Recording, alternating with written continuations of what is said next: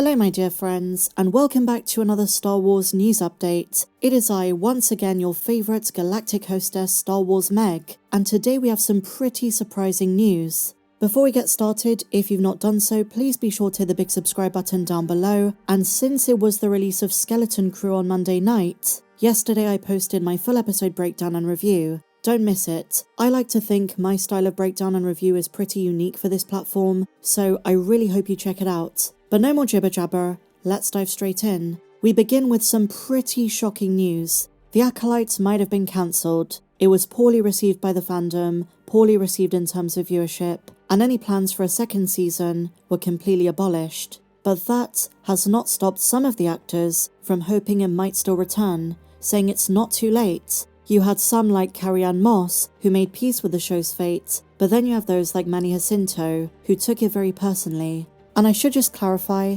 while I didn't like this show, Qimir was one of the strongest characters in it. I said at the time, while Star Wars is pivoting away from Disney+, one day, there might come along a different Star Wars project, a different iteration, to finish these characters' stories. And on Monday, Manny Jacinto revealed something massive. Not only does he confirm there were going to be 3 seasons of the Leslye Headland show, but that 2 of them were going to focus on Darth Plagueis. I wish they'd done this from the start. Maybe then the first season would have been salvageable. Perhaps it wouldn't have been so poorly received. He also mentions this. We never found out Qimir's true identity because Qimir is not his actual name. I said this in one of my breakdowns. We never learnt his Sith name. Was he Darth Venomous? Here's the quote from Collider. There are definitely a lot of theories, like who he is, because we never actually know his true identity. Is Qimir's name actually Qimir? We definitely wanted to explore it.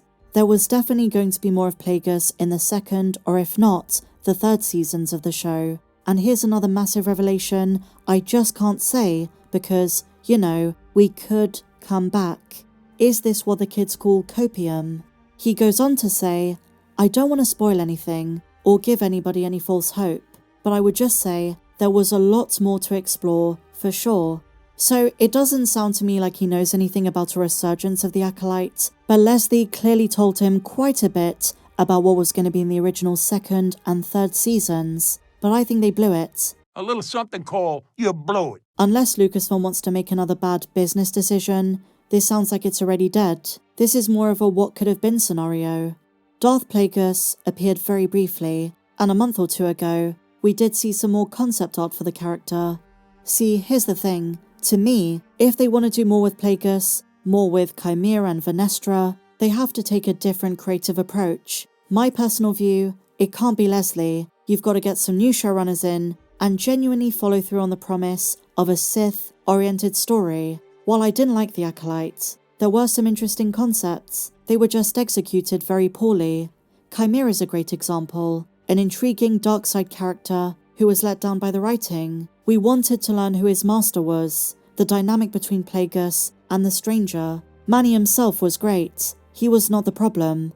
So, to my mind, I do see some potential if they want to do this, but I don't think it should be an Acolyte Season 2. The association and reviews of that show are too much of a poison for Lucasfilm and Disney. But now we move on from the High Republic to the New Republic.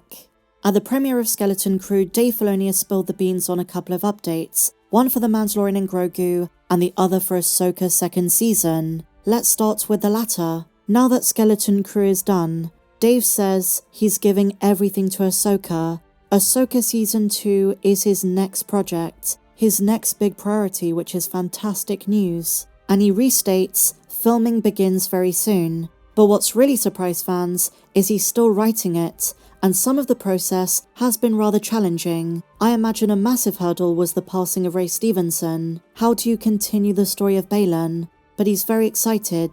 Here's the full quote. It's a challenge, making sure it's all going to come out in a way I think is exciting for fans. I know they're interested.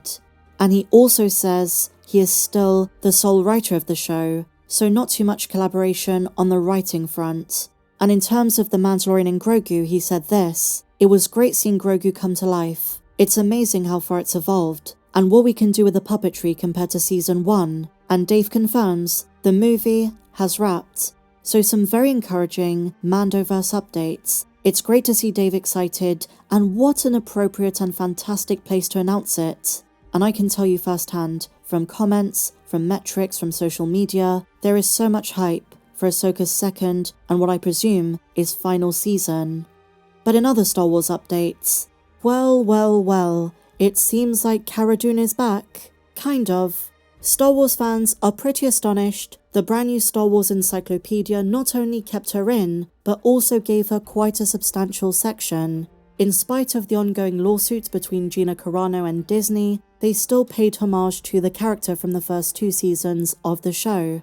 And they gave the same reason that they gave in the 3rd season of Mando as to why she doesn't appear. They said this: Cara Dune returns to Navarro, but is then invited to be a member of the Special Forces of the New Republic. This is because she had success in Moff Gideon's apprehension. We know the real-life reasons why she wasn't in Mando Season 3, but for those who are a fan of the character, this will come as good news. There is an ongoing lawsuit where there is reported to be an attempt from the actress to force Disney to recast her as Cara Dune. Some have criticized the move, others have said Jon Favreau wants to recast, and he really wants Cara Dune to return to Star Wars even if it's not Gina. This wild rumor appeared a few months ago, and I don't think this was necessarily for the Mandalorian and Grogu, but for a future season of the show.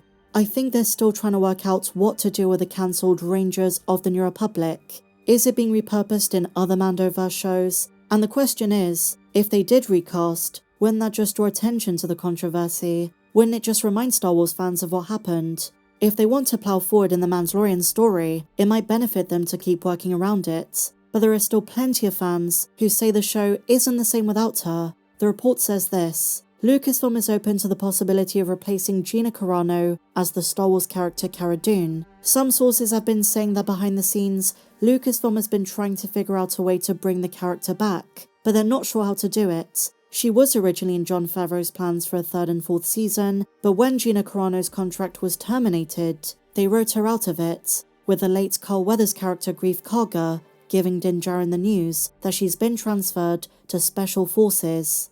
Cara Dune's hatred of the Empire stems from the fact she was from Alderaan, and she saw what the Empire did to her home world, so not having Cara Dune threw a huge wrench in Jon Favreau's original 3rd and 4th season.